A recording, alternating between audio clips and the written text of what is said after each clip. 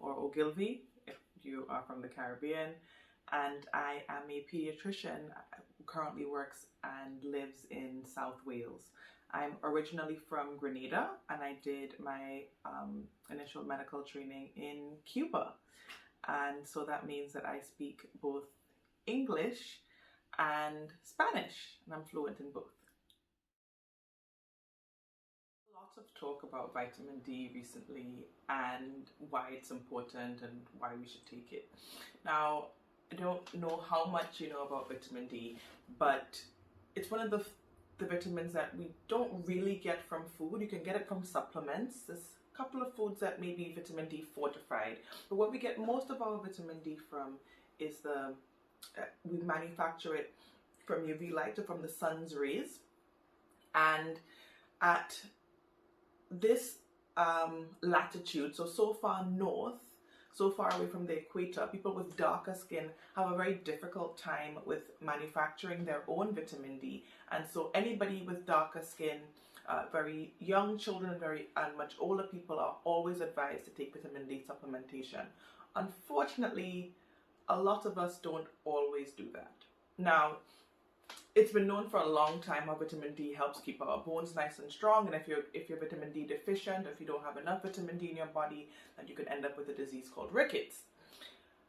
But in the current climate, vitamin D has become even that much more important. In recent history, a lot of work has been done about vitamin D and its role in our immunity, or in fighting off infections, and in particular respiratory infections. A lot of the early research was done with respiratory syncytial virus, or RSV, and the influenza virus, or the virus that causes flu.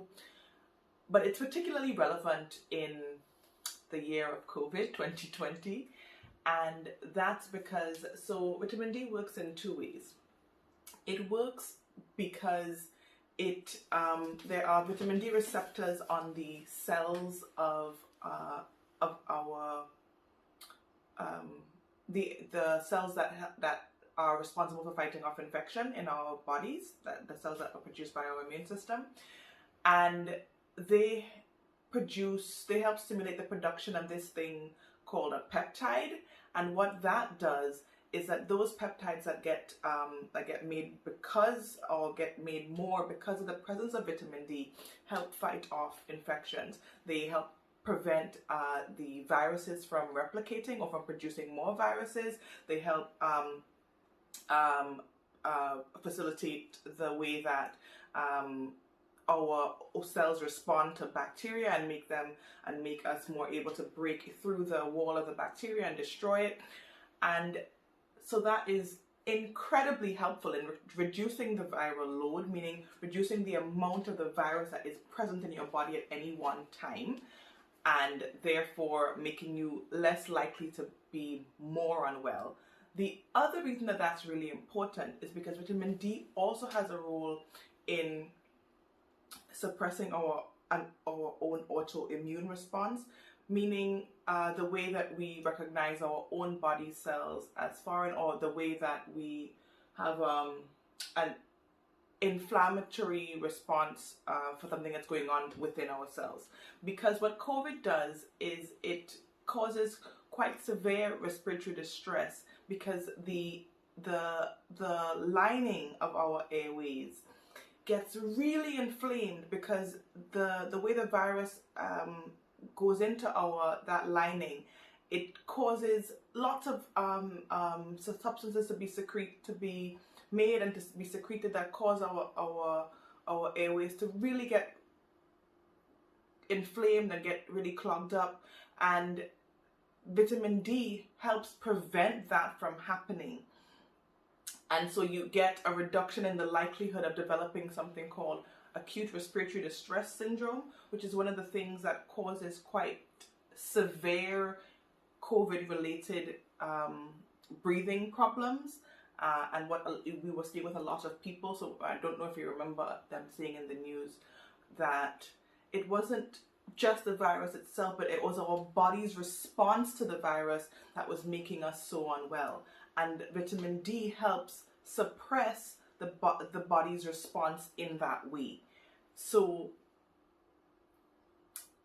here comes in where again, a lot of talk has been about how we are being affected differently or more severely than our lighter skinned counterparts. And that's because a lot of us are really vitamin D deficient, meaning that we don't have enough vitamin D in our bodies. So therefore, we're not able to mount that same response that we should be able to mount. So therefore, our immune system and the way that our immune systems respond to this illness is impaired, is limited, and we're putting ourselves at a disadvantage. So I would encourage you to take your vitamin D, take your supplements, take them daily, because just taking a lot one time doesn't really help. It needs to be a sustained supplementation of vitamin D. And when you can get out, when we finally can all go on holidays, you know, do that, get some sunlight. But please take your supplements and stay healthy.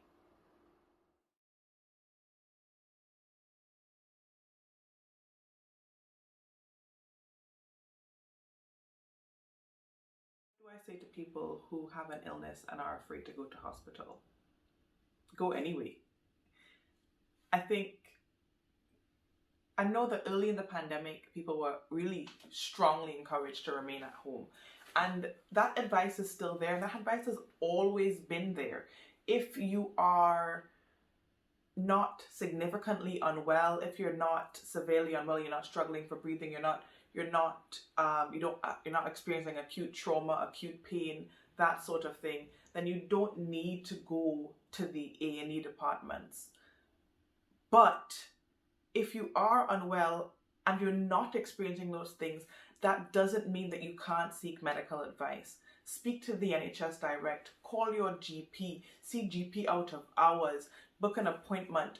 Please get help, because you do not want to remain at home if you are unwell, because you may get worse. It can become quite a severe illness, whether it be COVID or something else. I can speak about my own experiences in pediatrics, and we haven't had very many patients who were COVID positive, and even the ones who were COVID positive didn't have the outcomes like we were seeing with the adult patients. It presents very differently in children, and children by and large are not affected as severely as adults. Despite that, what my own experience was during the initial parts of the pandemic, where we were seeing much less patients, but the children were coming into hospital a lot more unwell, and they were coming in sometimes quite severely unwell because their parents were so worried about bothering us or clogging up the NHS, or the way that the message had been internalized about stay at home had been, in those instances, to the detriment of those children. So I'm going to reiterate, and I'm going to implore you to please, if you are unwell, to get help.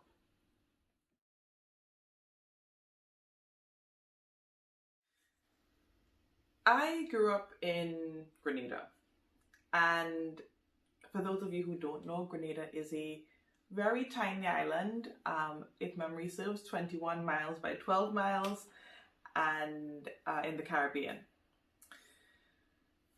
There are a lot of